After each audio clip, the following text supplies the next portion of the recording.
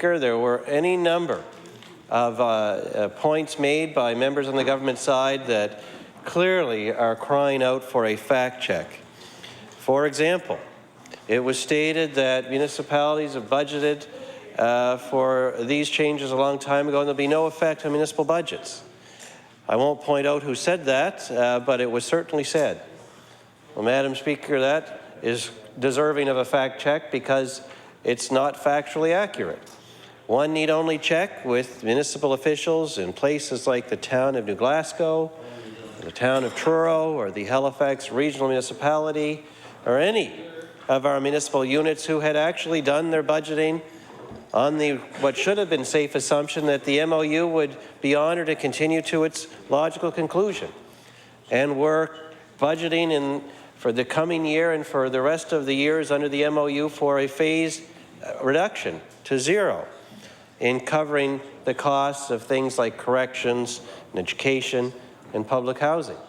Now they have to go back and do those budgets over again, and they have to put those costs back up to the old rate. This is actually a matter of hundreds of thousands of dollars. I can give you the specific example of the town of New Glasgow, who has done it exactly the way I've just described. I've met with them and seen it myself. It means hundreds of thousands of dollars to them. In fact, since we're on the theme of facts, over time it will mean $321,000 in extra cost downloaded to the town of New Glasgow. And that is just one example. And that is a matter of fact, Madam Speaker. So I think it's important that we have fact checks from time to time in this House. And where are they going to go to cover those extra costs? Well, there's only one place, and that is to the property taxpayers of the town of New Glasgow. And so they will be facing that kind of increased taxation for that reason. It was also stated in this House, Madam Speaker, that the agreement's not broken, that there's a notice period, that we gave municipalities, or the government gave municipalities 1 month or 1 year's notice. Well, that's true of every agreement. But it doesn't mean, Madam Speaker, that people therefore shouldn't rely on MOUs or agreements with the government of Nova Scotia when they sign them because they contain notice periods. No one could conduct business with anyone else if we didn't have some faith that a contract or an MOU would be seen to its end date in a logical way. But when you haul your counterparty in on the last day of the notice period, on short notice, and inform them that you're triggering notice, that you haven't worked together with them on how, if you need to make changes or you believe you need to make changes, you can best accomplish that. If you just tell them at the last possible moment that you're triggering the notice period, that is not treating your counterparty with respect, and that is what we are talking about on this side of the House, that is no way to honor the spirit or the letter of an important agreement like an MOU. And thirdly, just on the theme of fact-checking, Madam Speaker, it is a matter of fact that the services under the MOU, public housing, corrections, and education, are services of the provincial government. It was stated by a very senior member of the government side today that these are municipal services. But that's just not right. How senior? That is very senior. They don't get much more senior. But that's not right. Everyone knows that education and corrections and public housing are provincial responsibilities. The government merely forces a bill onto municipalities to recover a portion of the provincial cost. After all, the municipalities don't design our education policy. They don't have a say in our corrections policy. This is a cost that they get without any input into how that cost is managed. That's a great unfairness. And I think many property taxpayers in our province would say to the government, with a lot of common sense they might say, what does our property tax have to do with public housing, corrections, and education? This is why the MOU was signed in the first place, because property taxes are meant to pay for services that property owners consume, like water and like sidewalks and street clearing and their share of the cost of the town or village or municipality that they live in. That's what property taxes are for. It was not intended that property taxes cover education, corrections, and public housing anymore, because it didn't make sense. The MOU had a lot of common sense behind it in terms of who pays what. The Minister of Finance goes on and on about user pay versus general taxpayer pay. That very principle was being honored by that MOU, as was common sense. But common sense was broken, was violated, when the minister ripped up the MOU in front of the municipalities a few weeks ago. That is what really happened here, and that is why this resolution is so important today, Madam Speaker. I am very proud that we have a critic for integrity in government. It's a shame that it's needed, but Nova Scotians have told us that this is a good start and that it means a lot of things, integrity in government. This is a great example. Ripping up agreements with other levels of government. This is a great example of why we need a critic for integrity in government. In fact, the critic for integrity is the one that proposed this motion. Because what signal does it send to people who enter into MOUs in good faith with the government of Nova Scotia, when they can be hauled in at any time and told that the MOU is cancelled, regardless of the notice period? What signal does that send to our municipalities who have to go back to the drawing board and redo their budgets and reset their tax rates because they had relied on the word of this government? That's a horrible signal, Madam Speaker. But why should we be surprised? Why are we so surprised? How many times do we have to be surprised when the NDP say one thing and do the other? The whole election last time is an example of saying one thing before the election and doing the opposite after the election. A member for Dartmouth East quoted Maclean's magazine, who actually made the Premier and this government their poster child for that kind of activity. Why would we assume they'd be different now that they're in government, where they assume all these commitments and feel free to break them at will? What kind of signal does that send?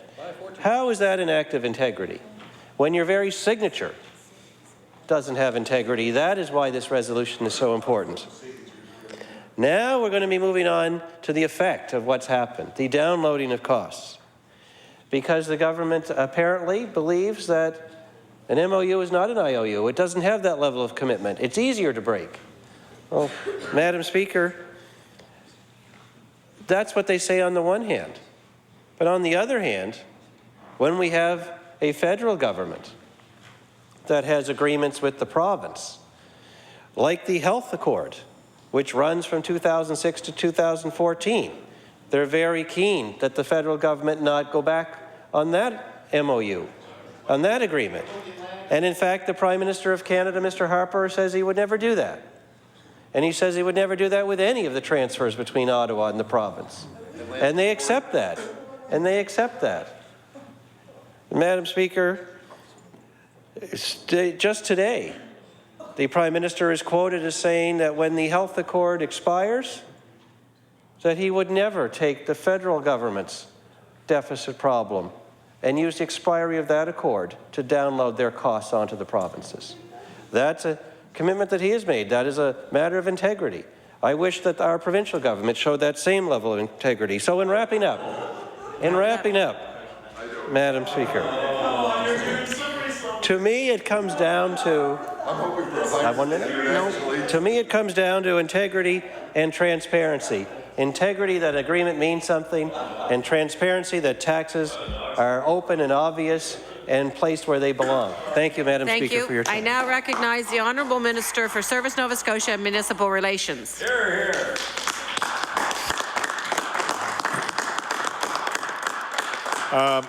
Thank you, Madam Speaker. Very pleased to rise today and speak on this issue. I have to say I'll stick to script as much as I can, in the hopes that I'll get through it in time to get off the script. Anyway, our department continually continually reviews the programs and services we provide to ensure we successfully deliver on our responsibilities while balancing that with the need to help government live within its means, Madam Speaker. A significant component of our department is focused on the goal to build and support strong, sustainable, and healthy communities in Nova Scotia. To do this, we work in partnership with the UNSM. Madam Speaker, we need to ensure our government spending is affordable and we can provide sustainable programs and services at all levels of government. I'd like to take a few moments to talk about the reasons why we're making these changes to the municipal funding agreement. And let's start with one fact that there's only one taxpayer. All Nova Scotians bear the cost of municipal and provincial government services, whether it's health care or garbage collection. As Minister, I'm very aware of that. And that's why these changes do not take effect for another full year in 2012-13. Madam Speaker, we do not want to download the province's problems onto municipalities.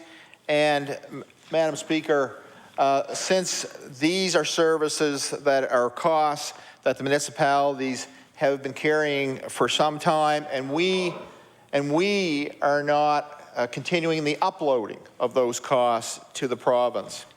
However, starting in 2012-13, the province will no longer continue to bear additional costs for public housing and corrections that had begun to assume under this agreement.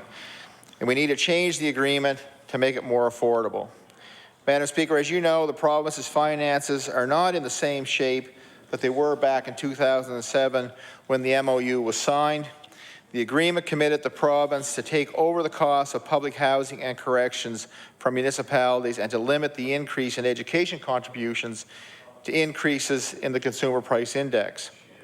Up till now, this agreement has cost the province about $21.5 million, and it could have cost over $100 million by 2014-15. Madam Speaker, we simply cannot afford those additional costs. Municipalities need to continue to contribute to these important services just as they have been. And as I've said, we are providing 12 months notice so that the municipalities can plan. We plan to hold the rate used to calculate municipal education contributions at the 2010-11 level, and we are asking for a lower contribution to corrections than was asked for in the before the agreement was signed, Madam Speaker. So from 2012-13 onward, municipalities will contribute $3.5 million less per year toward corrections than they did before. Before the MOU, Madam Speaker, they were contributing about $17.5 million, and that went up by CPI. So we're also not indexing correction contributions to CPI anymore, and as we were prior to the MOU, and this will mean approximately another $400,000 benefit for municipalities every year. And as I've said, Nova Scotia is facing a different financial reality than it was in 2007, and the contribution rates set in the MOU at that time are no longer realistic. The MOU that was signed in 2007 anticipated that there may be a time when the province could no longer afford to take on these contributions. And Madam Speaker, that clause reads, the UNSM and the municipalities acknowledge that the unforeseen costs or revenue losses may impair the province's ability to achieve its commitments as expressed in this memorandum, and that in any event, all are subject to the appropriations of the necessary funds by the legislature. Now, Madam Speaker, to that point, I want to table the part of the MOU that has that clause. And the reason I want to table it, Madam Speaker, is because this is the sheet that actually has the two signatures of the signatories for the province and for the municipality. And this was signed on November 8th, 2007. Signed on behalf of the province of Nova Scotia by Jamie Muir, Minister, Service Nova Scotia Municipal Relations. Signed on behalf of the Union of Nova Scotia Municipalities by Russell Walker, President of the Union of Nova Scotia Municipalities. And Mr. Speaker, or Madam Speaker, I've heard a lot in this debate about breaking our word, not standing up for the MOU, not having integrity. And what I want to say is somebody might actually try to make the case that the members who signed the MOU didn't know that clause was there. But the clause was actually on the same page that they signed. Oh, right on. Right on. So, Madam Speaker, I want to make the point that if they signed it in good faith, and if their word is honorable, signing for the province, then they would expect that the government, if they could not meet the financial commitment in that was reason enough that the parties agreed the province could move out of that.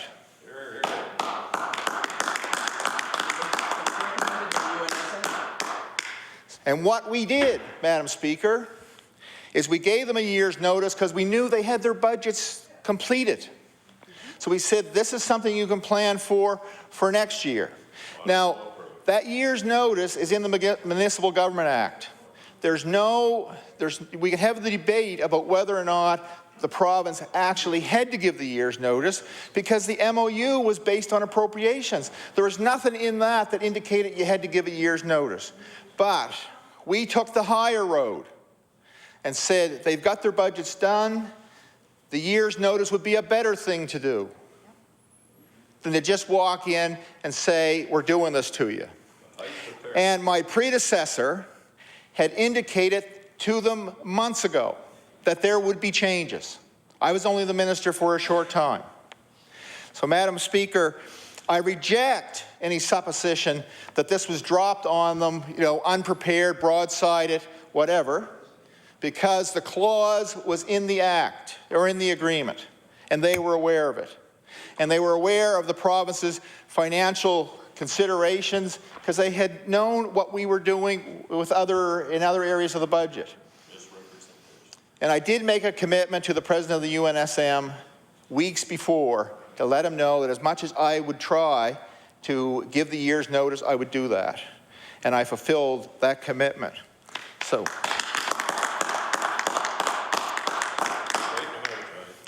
Madam Speaker, we know the municipalities are facing challenges, and that's why we felt that they should still retain some of the benefits of the MOU. So the position we left them was to have some advantage from the MOUs that didn't put them back to the same place they were prior to the MOU. They're not going to achieve the same benefit they would have to the end of the MOU, but they're not as badly off as they were going into the MOU. And that was something we really worked hard to try to ensure that they still had some benefit left in that agreement. And we certainly, from the clause that was in the agreement that allowed the province to back away, we could have moved exactly right back to their condition prior to the MOU, but we did not do that. We tried very hard to give them some advantage, and we did that, Madam Speaker. So they're worse off than they would have been at the end of the MOU, but they're better off than they were at the start of the MOU. And to the point about taxing the taxpayer more, that is not the case. They might tax them more, but it won't be because of the MOU, Madam Speaker. The municipalities have been budgeting these costs unless they wanted to budget away a windfall that they would have got. Then that might be the case, but I suspect they probably wouldn't. The whole reason for the MOU was budget constraints. So they've been budgeting these costs. This will not mean any increase in taxes for taxpayers in the municipalities, Madam Speaker. And we think that considering that we all have to share a bit of the burden of bringing the province back to balance, this was a very reasonable approach for the province to take with the with the municipalities. I went to the Provincial Volunteer Awards the other day. A lot of mayors and wardens there. Never heard about it once. I didn't. And I would think I'd be someone who would, Madam Speaker.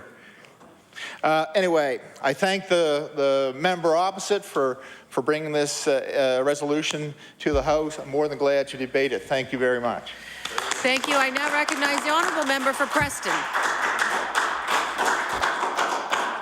Thank you, Madam Speaker.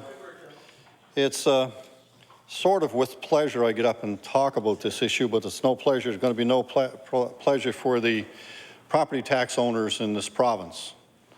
Simply put, and no other way to put it, this is a tax hike on your property taxes. You won't see it this year, you'll see it next year, and you'll see it following years. The Honourable Minister indicated that it's, you know, this won't raise taxes. If it does, it's because the municipalities have decided to spend the money. Well, in reality is, if the municipality to budget out the 5 years that this process would have gone through, they would have allowed that funding that they would have saved, the money they would have saved on that, in order to do other projects they have to do in the communities. So they're already committed probably to a lot of these projects that they cannot change now. So that means an only way to do that, because the province isn't going to fund them as much as they were supposed to be funded and take these costs away, they are now probably going to have to raise taxes. And maybe they'll get real smart and put it on as an area rate and indicate the provincial tax because it didn't follow through in our MOU. Maybe they'll do that. And in case the minister doesn't know, but he probably knows this anyway, but from what I understand, it's going to cost the Halifax Regional Municipality approximately $10 million. This thing that's going to cost them nothing, the minister says, $10 million. And the regional, Cape Breton Regional Municipality is already on the record of indicating the deputy mayor there has said it's going to cost them $3.2 million. $3.2 million next year. Next year. Now that's a municipality that has a great deal of financial difficulty. You add another $3.2 million to the bills they already have to pay, and they've got some very, very serious problems. So they're either going to have to cut, they're indicating in their the press release they put out some time ago that indeed that they're either going to have to cut services, reduce employees, or raise taxes. Pretty simple. And what does that mean? That means that the taxpayer that's on the other receiving end of that allowed to get worse service and pay higher taxes.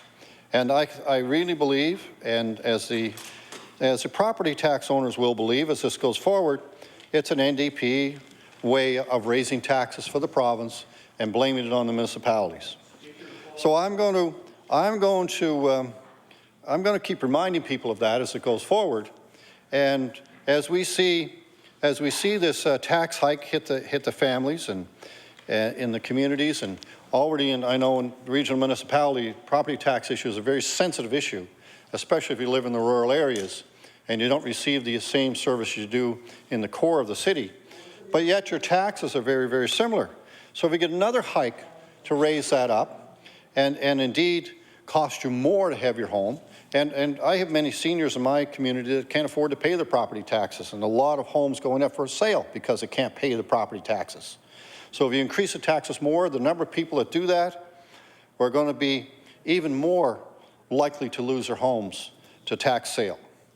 And this is reality. This is absolute reality. I know when I was on regional council, at that time, the municipality, if I remember right, and I believe it was $60 million a year they were given to the province for education. $60 million a year. So you take, if that could have been gone and the province accepted that cost, as I understand this MOU was supposed to do over a period of time, which is a sensible way to do it, if it had been followed through on and not canceled, then that would have saved the municipality $60 million a year, just on one thing, never mind corrections and housing. So it's a significant cost to the municipalities. So when they say there's going to be no tax increase because of this, I don't believe it. There's no way that it cannot be a tax increase over time. And it's just another broken promise by this government that's decided that they're going to raise the tax another way and say, look, we'll balance the books, and we've done it. We haven't put taxes up, which they did, because they put the 2% on the GST, which has cost everybody a lot of money. It's going to stall our economy over time. And as you see these things continue to unfold as we move forward, we're going to see more and more problems for municipalities, and you're going to see more and more people have difficulties paying their bills and paying their taxes. And the minister, the honourable minister, indicated that there's only one taxpayer. This taxpayer is different when you go to the municipality. You're only taxing property owners, not everybody. So this is really an unfair tax when you look at that for a service that the municipality isn't even responsible for. So if you continue to increase taxes in this manner, not only your taxes are going to go up or your services drop because the municipality doesn't have this money to spend that they budgeted for because of this MOU. That means they're also not going to be, they're going to be in fewer services, and in areas where they don't get the services already, the situation is even going to broaden between the rural areas and the city, the core of the city. So this is a very serious issue. And if the minister isn't aware of the problem and the real issue of property taxes, especially here in HRM, the discrepancy between the rural areas and the areas that get full services on the property taxes, you want to talk to somebody in the rural area. You talk to anybody who owns a piece of property, and I guarantee you're going to get an earful. You are going to get an earful. And it may not be too pleasant.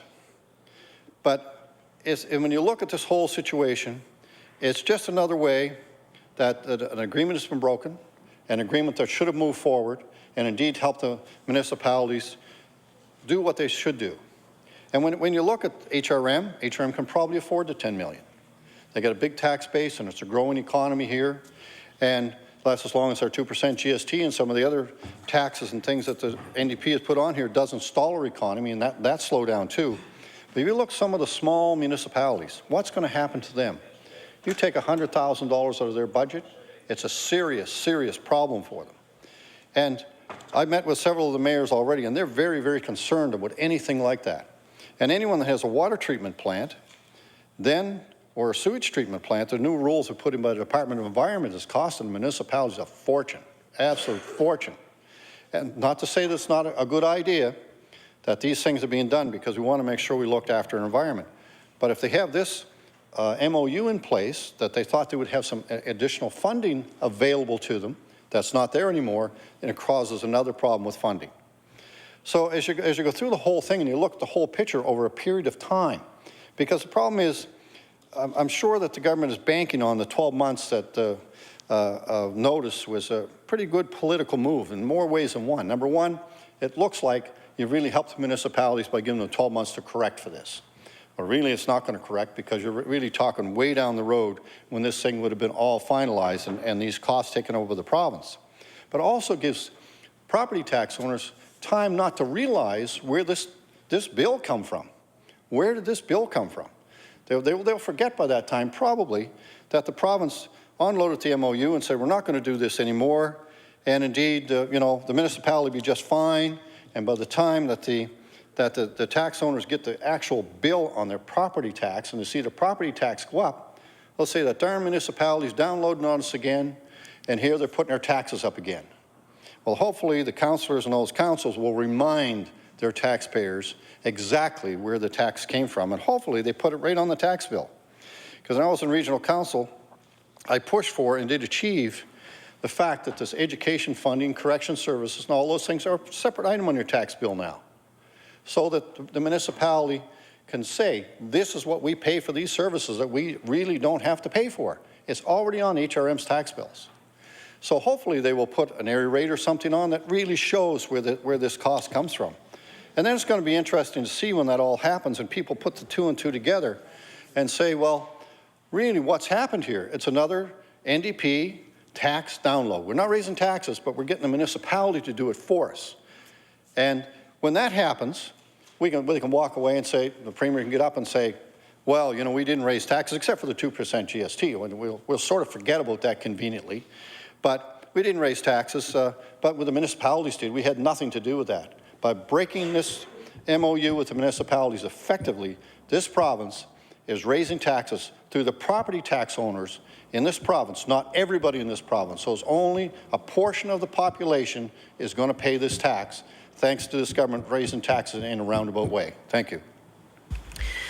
Thank you very much. And I'd like to take the time to thank everyone for participating in tonight's debate. The House now stands adjourned to meet again tomorrow at 9 a.m.